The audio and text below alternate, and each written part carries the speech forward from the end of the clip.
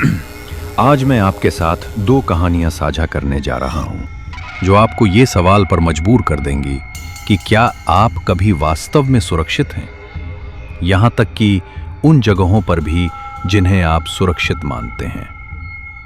लेकिन इन परेशान करने वाली कहानियों में जाने से पहले, अगर आप अजीब, काली और रहस्यमय चीजों के प्रशंसक हैं जो कहानी के रूप में प्रस्तुत की जाती हैं, तो आप सही जगह आए हैं, क्योंकि हम यहां सिर्फ यही करते हैं। और हम हर हफ्ते नई सामग्री अपलोड करते हैं। इसलिए अगर ये आपकी रुचि है, कृपया लाइक बटन को दबाएं और सभी नोटिफिकेशन के साथ सब्सक्राइब करें। ठीक है, आइए आज की कहानियों में चलते हैं।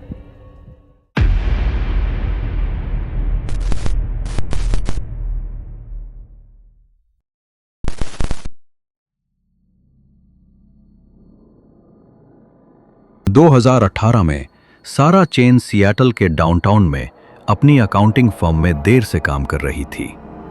ये नवंबर की एक सामान्य मंगलवार की रात थी और वो पूरी 40 मंजिला इमारत में केवल 3 लोगों में से एक थी। सिक्योरिटी गार्ड पहले ही अपना चक्कर लगा चुका था और सफाई कर्मी आधी रात तक नहीं आने वाले थे। सारा 32वीं मंजिल पर थी। कुछ तिमाही रिपोर्ट्स को पूरा कर रही थी जो अगली सुबह तक जमा करनी थी।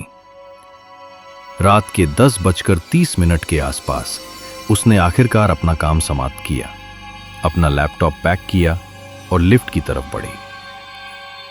हॉलवे भयानक रूप से शांत था। केवल फ्लोरेसेंट लाइटों की मंद आवाज और नीचे से ट्रैफिक की दूर की आवाज सुनाई दे रही थी। उसने नीचे जाने का बटन दबाया और इंतजार किया।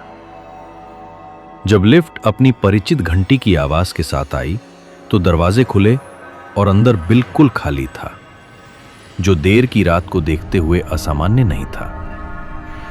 सारा अंदर गई और सब लेवल 2 पर पार्किंग गैराज के लिए बटन दबाया। जैसे ही लिफ्ट नीचे जाना शुरू हुई, कुछ अजीब हुआ। नीचे जाने के बजाय ये ऊपर जाना शुरू हो गई।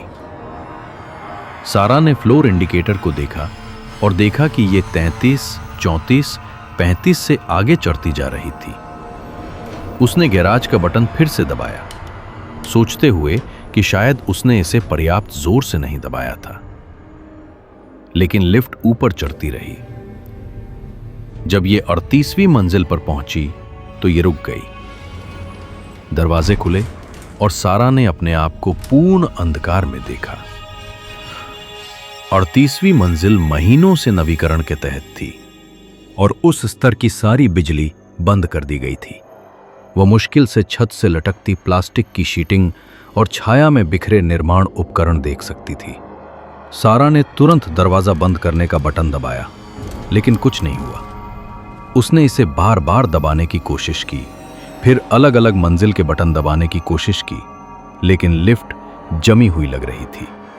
दरवाजे बस खुले ही रह गए, उस अंधेरी खाली मंजिल को दिखाते हुए।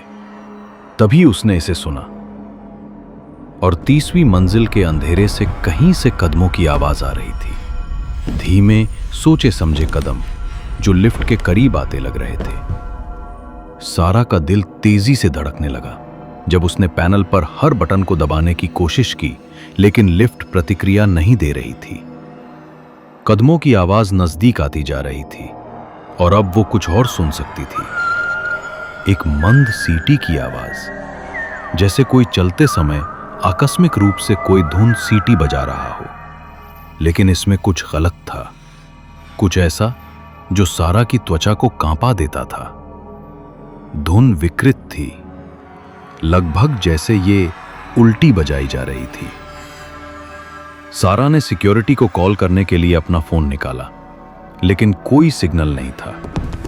कदमों की आवाज अब बहुत करीब थी, लिफ्ट के दरवाजों के ठीक बाहर, लेकिन वो अभी भी अंधेरे में किसी को नहीं देख सकती थी। सीटी रुक गई थी और अब सिर्फ सन्नाटा था। फिर अचानक उसने अंधेरे से एक आवाज सुनी, एक आदमी की आवाज, शांत और दोस्ताना, कहते हुए, नीचे जा रहे हैं? लेकिन दरवाजे में कोई नहीं दिखा। आवाज हर जगह से और कहीं से भी आती लग रही थी। सारा जवाब देने के लिए बहुत डरी हुई थी।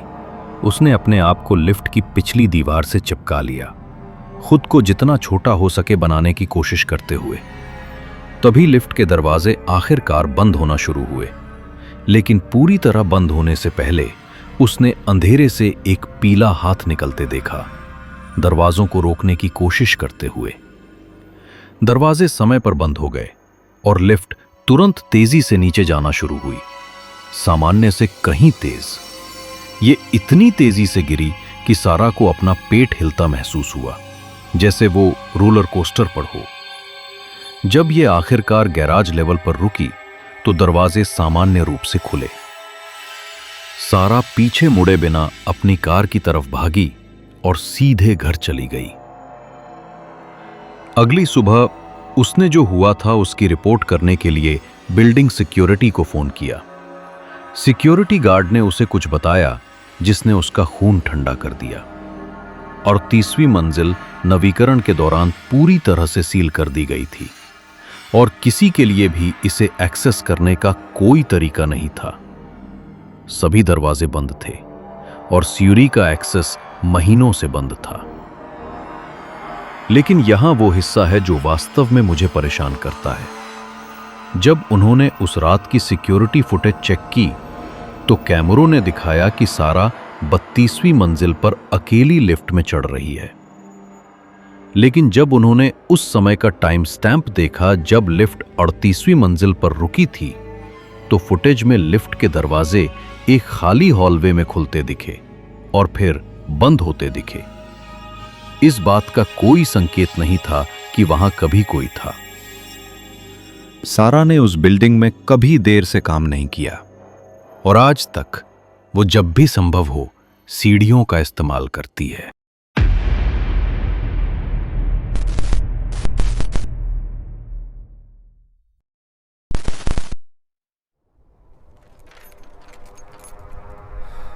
2019 में कॉलेज के छात्र जेक मॉरिसन अपने प्रोफेसर डॉक्टर विलियम्स के घर की देखभाल कर रहा था, जो एक शैक्षणिक सम्मेलन के लिए शहर से बाहर गए थे। डॉक्टर विलियम्स पोर्टलैंड, ओरेगन के बाहरी इलाके में एक पुराने विक्टोरियन घर में रहते थे, उस तरह की जगह जिसमें चरमराती फर्श, ऊंची छतें और बहुत सारे अंधेरे कोने होते हैं।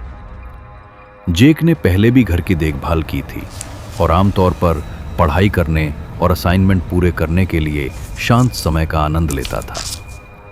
डॉक्टर विलियम्स ने बिल्ली को खिलाने, पौधों को पानी देने और मेल इकट्ठा करने के बारे में विस्तृत निर्देश छोड़े थे। सब कुछ सीधा लग रहा था।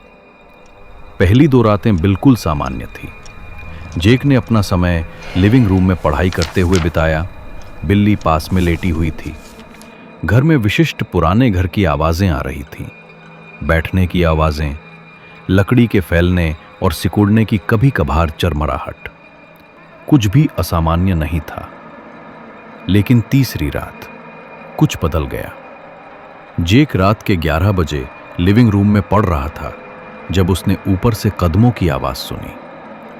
विशिष्ट चरमराहट की आवाजें नहीं जिसकी उसे आदत हो गई थी, बल्कि वास्तविक कदम, जैसे कोई उसके ऊपर की मंजिल पर चल रहा हो। पहले तो जेक ने सोचा कि शायद ये सिर्फ पुराना घर बैठ रहा है, लेकिन आवाजें बहुत लयबद्ध, बहुत सोची समझी थीं। कोई निश्चित रूप से वहां चल रहा था। उसका पहला विचार यह था कि शायद डॉक्टर विलियम्स जल्दी घर आ गए हैं और इसका उल्लेख नहीं किया, इसलिए जेक ने पुकारा, डॉक्टर विलियम्स, क्या ये आप हैं? कदमों की आवाज तुरंत रुक गई। पूरा सन्नाटा। जेक ने जवाब की प्रतीक्षा की, लेकिन कोई जवाब नहीं आया। कुछ मिनटों के बाद कदमों की आवाज फिर शुरू हुई, लेकिन इस बार वे सीढ़ी की तरफ बढ़ती लग रही थी। जेक ने रसोई से एक फ्लैशलाइट पकड़ी और धीरे धीरे ऊपर की तरफ गया। दूसरी मंजिल उसकी याद से ज्यादा अंधेरी थी और वो तुरंत लाइट स्विच नहीं ढूंढ सका। जब उसने आखिरकार इसे पाया और चालू किया तो हॉलवे खाली था। उसने सभी बेडरूम, बाथरूम, यहां तक कि अलमारियों की भी जांच की। कुछ नहीं था।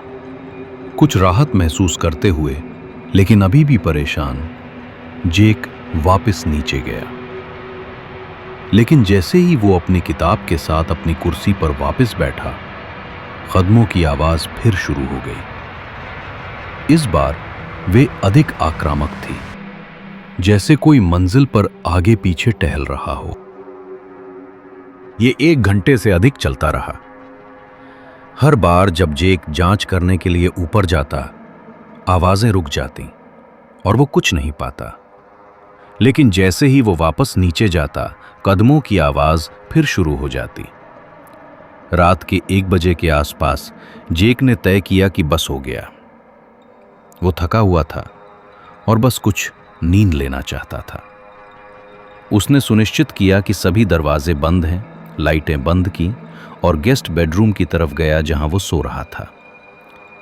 जब वो ऊपर के बाथरूम में अपने दांत साफ कर रहा था तो उसने कुछ सुना जिसने उसका खून जमा दिया। मुख्य दरवाजे के खुलने और बंद होने की आवाज। लेकिन यह असंभव था। उसने अभी अभी सभी तालों की जांच की थी और वो किसी को सामने की सीढ़ियों पर आते सुनता। जेक सीढ़ी के ऊपर गया और लिविंग रूम में झांका। सब कुछ सामान्य लग रहा था, बिल्कुल जैसा उसने छोड़ा था। लेकिन फिर उसने कुछ देखा जिसने उसका दिल तेज कर दिया।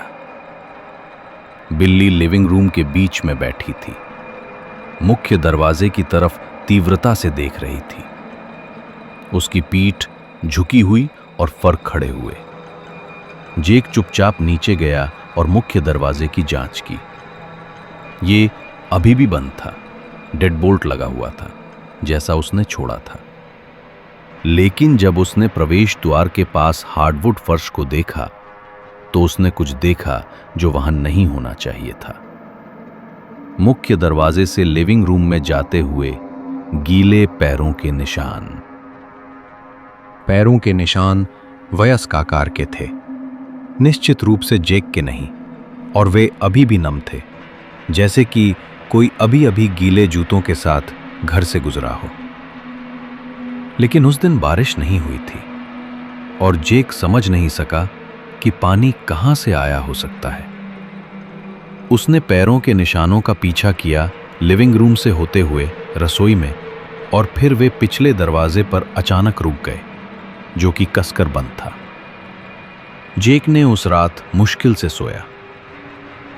उसने बेडरूम का दरवाजा बंद रखा और एक कुर्सी इसके सामने रखी।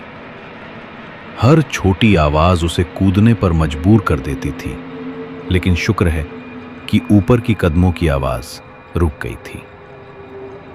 अगली सुबह उसने डॉक्टर विलियम्स को फोन किया, ये पूछने के लिए कि क्या घर के बारे में कुछ असामान्य था जो उसे पता होना चाहिए।